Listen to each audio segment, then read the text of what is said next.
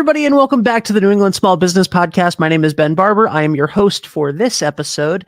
And today I am talking to a good friend for the past 2 years, somebody who has been one of the largest voices in the small business community in Rhode Island. Ladies and gentlemen, the founder of Trailblaze Marketing and co-founder of the Rhode Island Small Business Coalition, Chris Parisi. Chris, those are the last nice things I'm going to say about you for the next 20 minutes. How are you? I'm doing well. How are you doing today, Ben? Thank you for having me on. You're welcome. Thank you for coming on, and thank you for everything that you do. So let's start with Trailblaze. How did you get started with Trailblaze Marketing? Well, my love and passion for marketing started since I was in college, which, of course, as a big Rhode Island guy, I was at Bryant University, and I changed my majors to marketing. And ever since then, I started with my father's company, actually. It was an old 50-year-old copier company, right? So we rebranded it to Innovex. That was my first big project. And then around 2013, we acquired a digital marketing company. And ever since then, the sky's been the limit. And we grew into Trailblaze about 3, 4, 5 years ago, and has been growing ever since. And now we have a beautiful office space in downtown Providence, elevating our small businesses and mid-sized businesses here in New England. Very, very cool. And obviously, so with a marketing background and owning a marketing company, when COVID hit, you and a small group of people pulled up your sleeves and got to work helping the small business community, alongside then Lieutenant Governor Dan McKee, and you founded the Rhode Island Small Business Coalition. So tell me a little bit about that. Yeah, great story. So when that pandemic hit and started, and really around March 2020, which feels like 5 years ago, right? First, I looked within and said, all right, hey, are my employees, are my clients, and is my family okay, right? And we were very fortunate where, as a marketing agency, during this type of crisis, you needed marketing in order to, communicate to your audiences and maybe sell things online and build an e-commerce website. So I knew that we were fine, but a lot of other small businesses were not fine. And then Lieutenant Governor McKee, made a call to arms saying, hey, please, anyone, help our small businesses that can. Here's my cell phone number. Give me a call. Like, what other lieutenant governor, what other elected official at that office is like, hey, world, here's my cell phone number. Call me, because we need to help our small businesses. So that's what I did. I picked up the phone, called Lieutenant Governor McKee and said, hey, I'm here to help. I see you have a program going on right now. Let's digitize that. Let's turn that into an online gift card program so that, they can buy and sell gift cards online, because you couldn't physically go to the stores at that point. And then, it birthed the Rhode Island Small Business Coalition with that database, and with all of these small businesses that had no voice at the time, and they were struggling, absolutely struggling. So we formed that organization and achieved a lot since then. Awesome. Very cool. We'll get more into the Small Business Coalition a little bit later, but I want to go back to Trailblaze. Yeah. What are some of the things? What made you, I know that you switched to marketing while at Bryant, but what drew you to marketing? Because it's a crazy industry.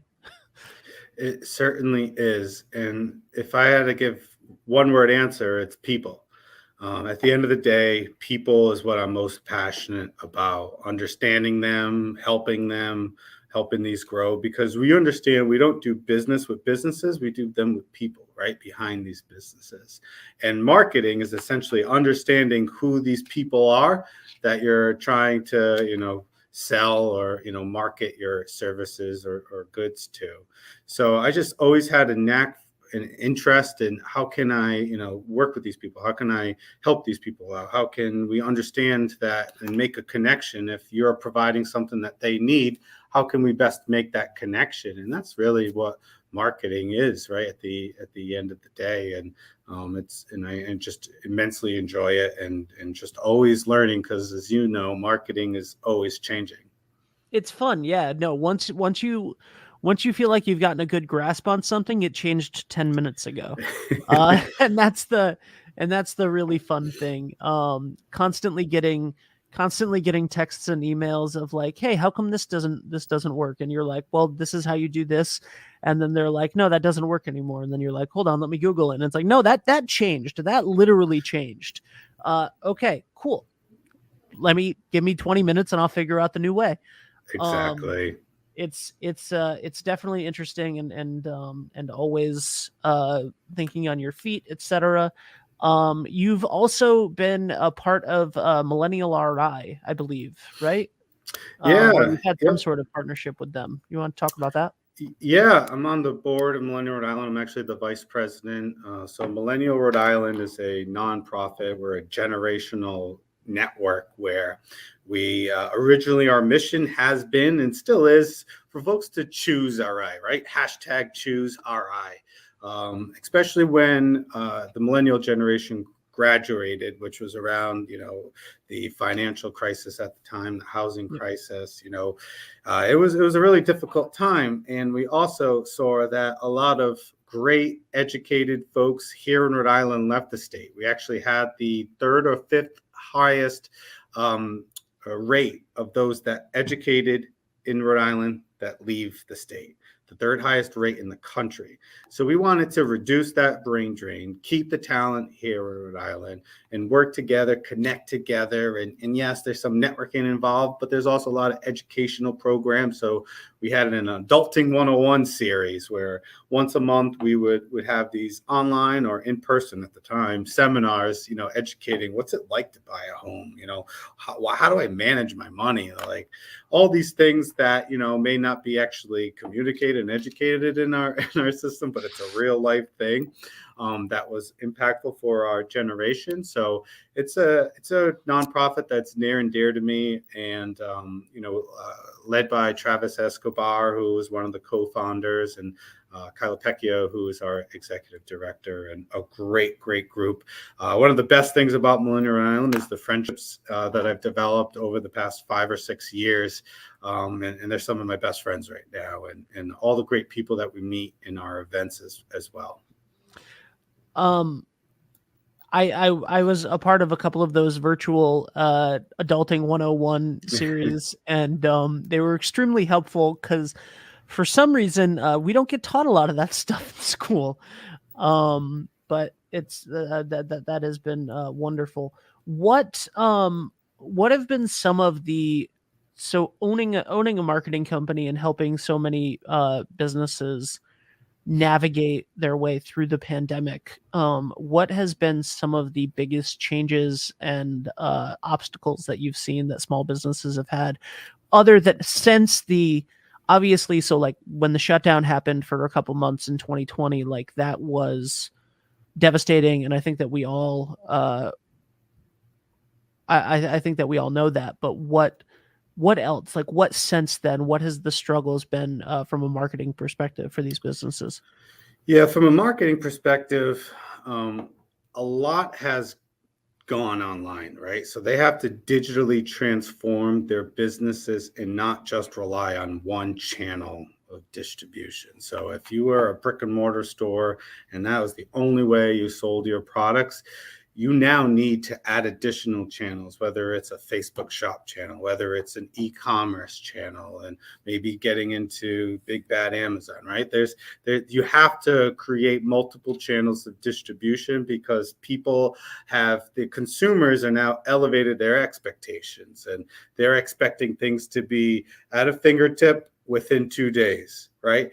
The Amazon effect. And now convenience is the most important factor for a lot of consumer decisions, and businesses has had to adapt to that change in consumer behavior. Yeah, absolutely. I think that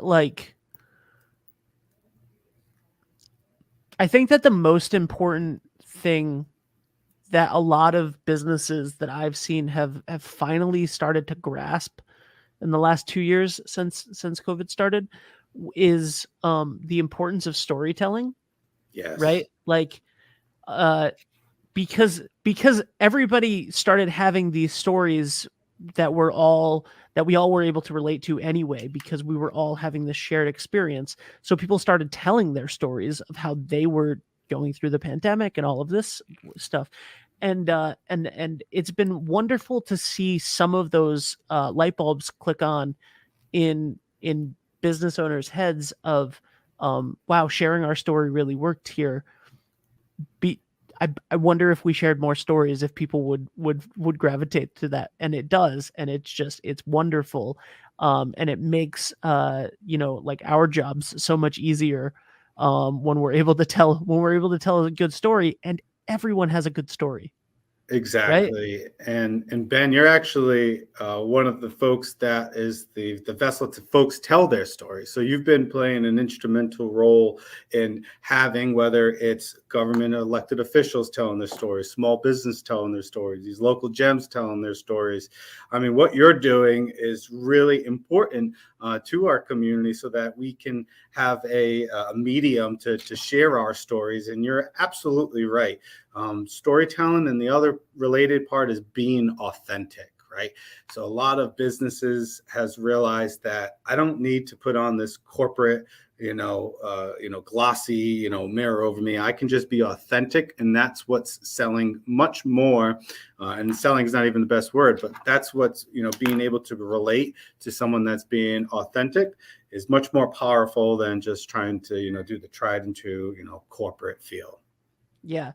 I think that was the biggest benefit from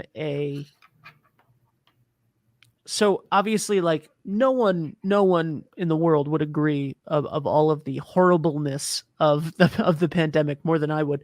But one of the benefits of it was immediately, right, when you started having the Today Show from home, and the late night shows from home, and all of these things happening, you started seeing stars without makeup on, and SNL sketches that were filmed on iPhones, and all of these things that were for the first time in 70 years not the most polished thing that they could possibly put out ever, right?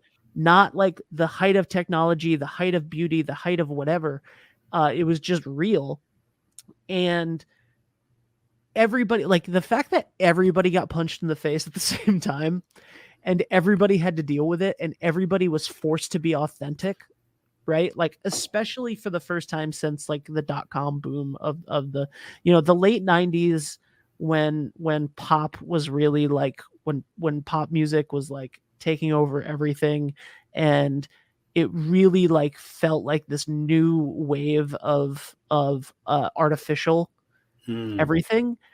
All of a sudden 2020 happens, and everybody is getting knocked on their butt, and everybody, like, again, realized that it was okay to be authentic. There's a reason why TikTok is the number one social app right now.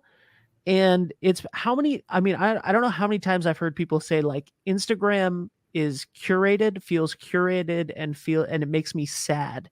It makes me, like, depressed about my life and about myself, because everybody on it is curated and perfect. And TikTok is like people taking videos in bed with their phone with bad angles.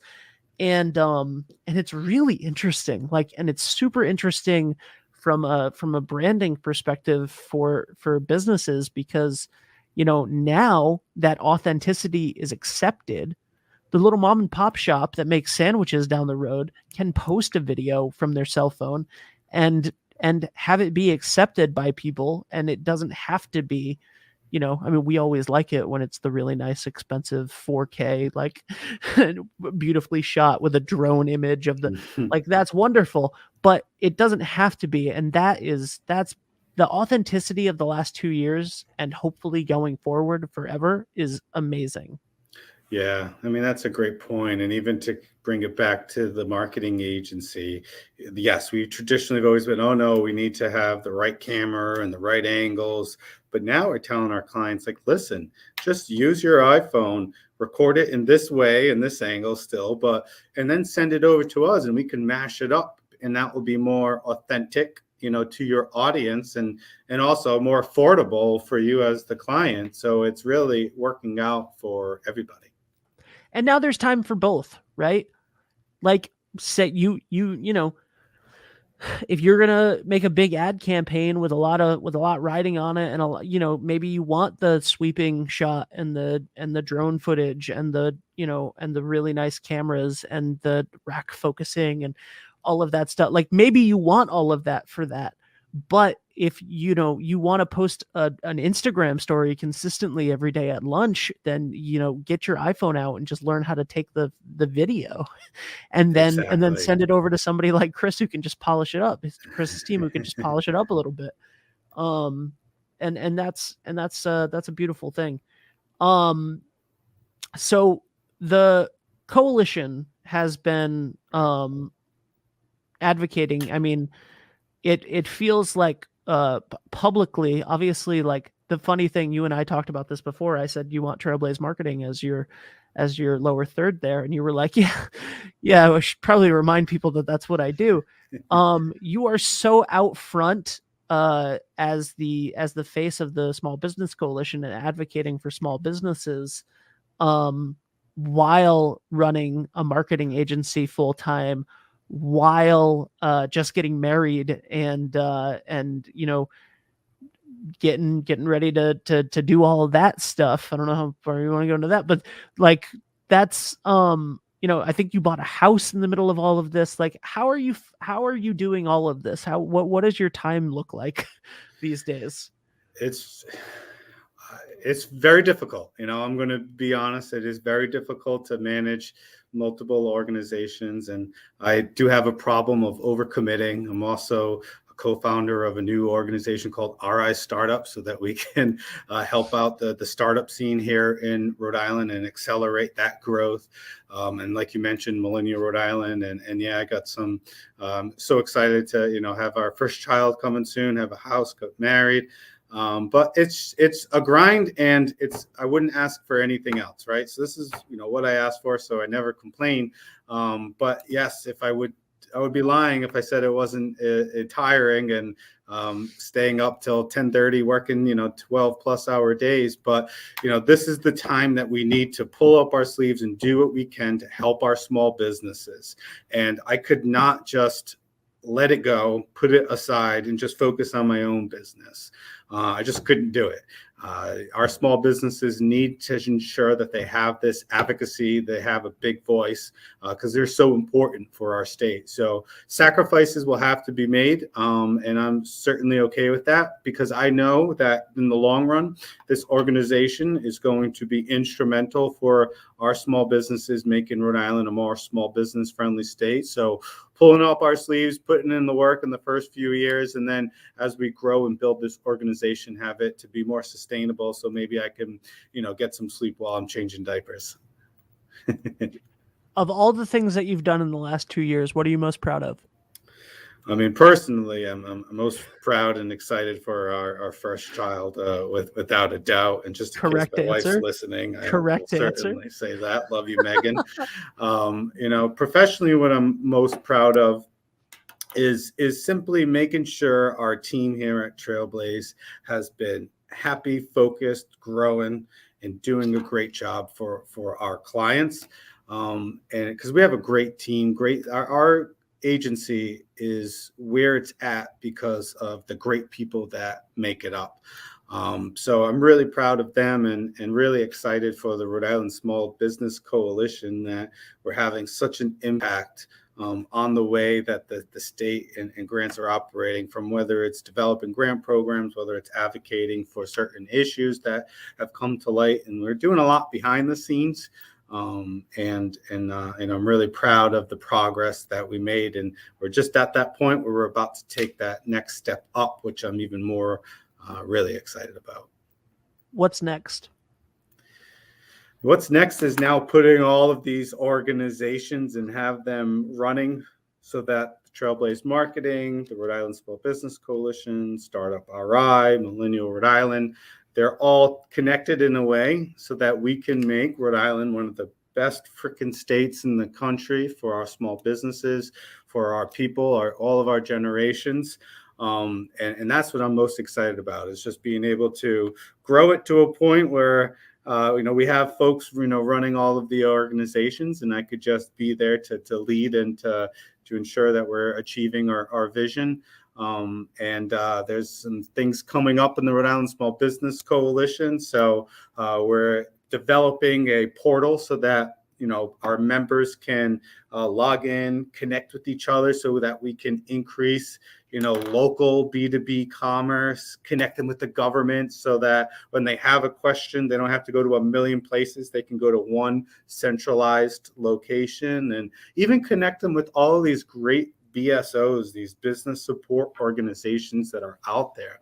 A lot of small businesses don't know that there are great organizations that provide free services, whether it's the Rhode Island Small Business Development Center, RI SCORE, Rhode Island, the SBA. There's a ton out there that we want to ensure that our small businesses are aware of. And then through this portal, we're going to be able to connect. And that's what we're really excited about. And that will be coming out within the next 90 days. So stay tuned. Oh, wow. Very nice. And I would be remiss if I let you go before giving a plug to the Rhode Island Small Business Live Forum every other Tuesday. Like you said, the importance of being able to connect with those government officials. I mean, I think that one of the things professionally that I'm most proud to have been a part of during 2020 was there were literally countless numbers of unemployment claims that were able to be directly handled by Director Matt Weldon because of the Lieutenant Governor's Small Business Town Hall that we were on every week. And being able to ask the questions for people directly to Matt Weldon, Liz Tanner, the director of the Department of Business Regulations,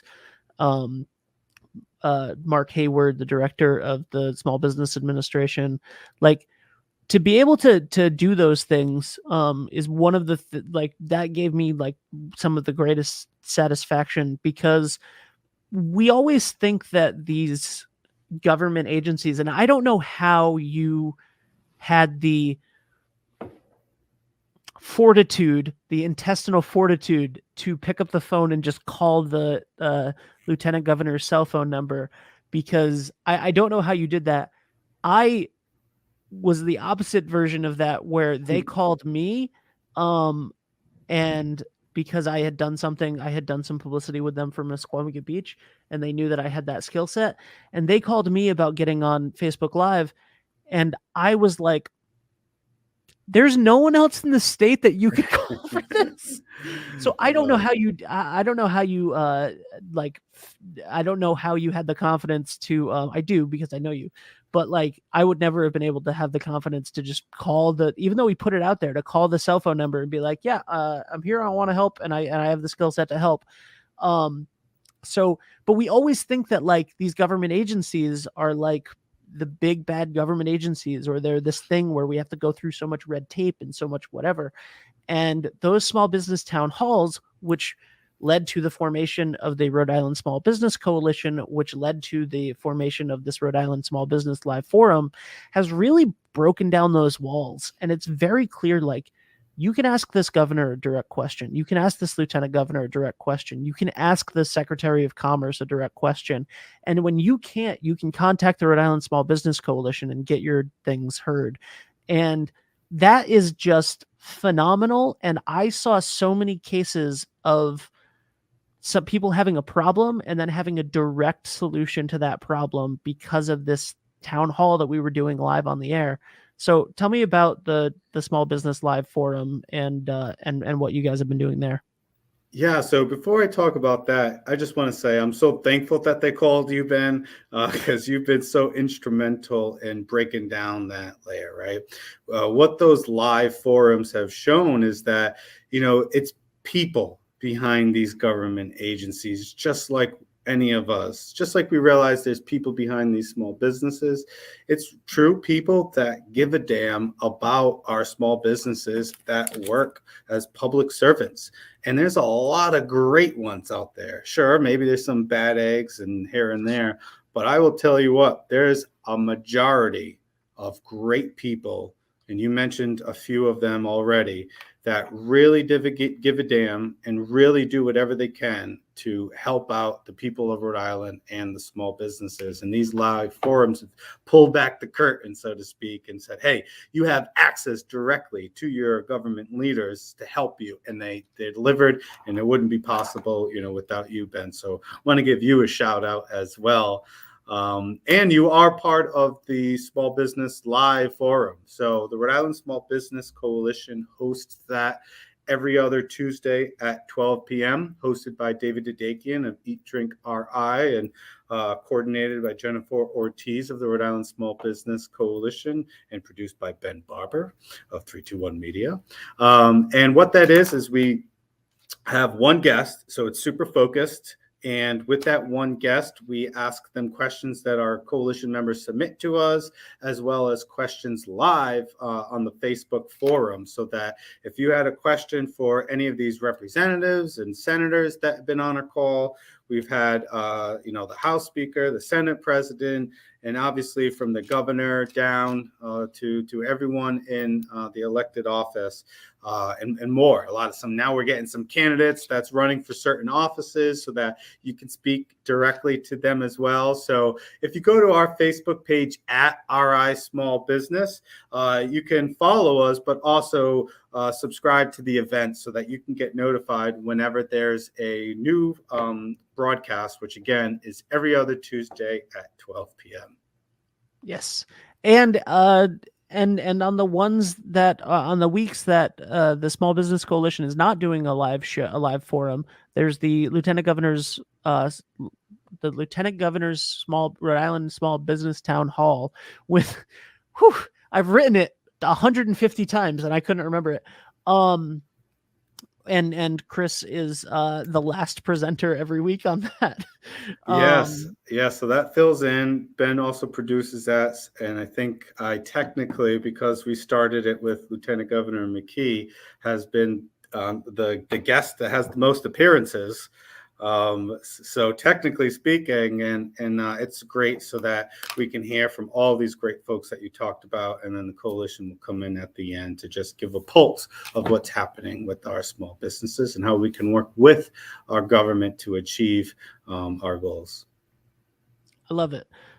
Chris, what is one thing that you, and by the way, I say this at the end, but if you want more info on Trailblaze Marketing, you want more info on the Rhode Island Small Business Coalition, or the 97,000 other things that Chris has talked about, all of the links are going to be in the description of this video or podcast, wherever you're watching or listening. Chris, what's something that you want to leave people with, whether that be marketing related, small business related, the coalition related, or startup related? You do too many things, man. Oh man, there's so many things going on, and now's the time to create this change. We have it all within us, and this opportunity, we have to take advantage. And the one thing that I will leave with everybody is to never give up, to follow your passions, and to dive deep into that outside your comfort zone. And when you do that, you'll find your true passions. You'll love what you do. You'll be great at it once you're doing something that you're passionate about. So don't listen to the naysayers. Don't listen to the folks that say that's not possible. If you have it in your heart and you're passionate about it, I can assure you you're going to do a great job. And there's a lot of great support out there, whether it's government, nonprofits, businesses, that will help you achieve your dreams and goals. So go for it, do it, and we have your back. Awesome. Thank you, Chris. I will see you in a couple days. All right, Dad. Thank you so much. All right. Have a good one. Same to you. Bye. Chris Parisi, Trailblaze Marketing, Rhode Island Small Business Coalition, Startup RI or RI Startups. I'm not sure which one it is. He said it both ways throughout the show. It's in the link of the description. He's got more things going on than almost anyone I know, and he's handling all of it extremely well.